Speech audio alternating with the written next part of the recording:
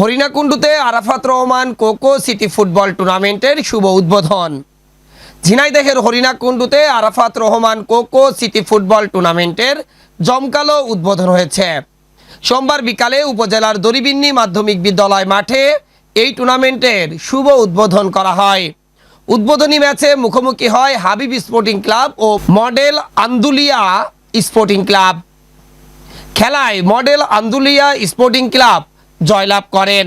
উত্তেজনাপূর্ণ খেলাটি দেখতে ইউনিয়নের বিভিন্ন প্রান্ত থেকে ছুটে আসেন শত শত ফুটবল প্রেমী। মাঠ জুড়ে ছিল উৎসব মুখর পরিবেশ ও টান টান উত্তেজনা।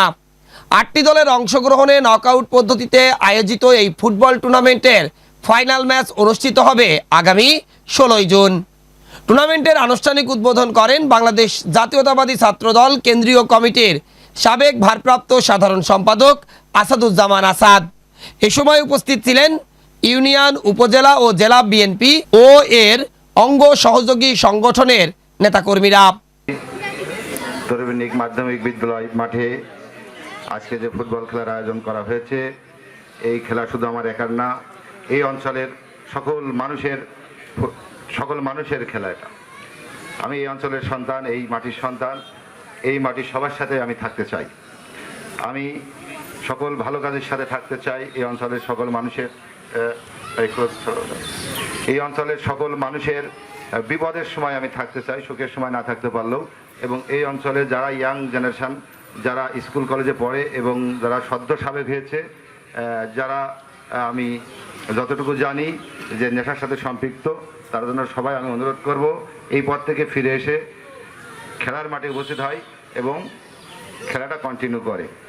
সম্মানিত উপস্থিতি, আমাদের আদর্শের জনক, মহান স্বাধীনতার ঘোষক, বহুদলীয় গণতন্ত্রের প্রবর্তক, আধুনিক বাংলাদেশের রূপকার শহীদ রাষ্ট্রপতি জিয়াউর রহমান এবং 3 বারের সাবেক প্রধানমন্ত্রী, আপসীন দেশনেত্রী বেগম খালেদা জিয়া এবং বিএনপির ভারপ্রাপ্ত চেয়ারম্যান জনাব তারেক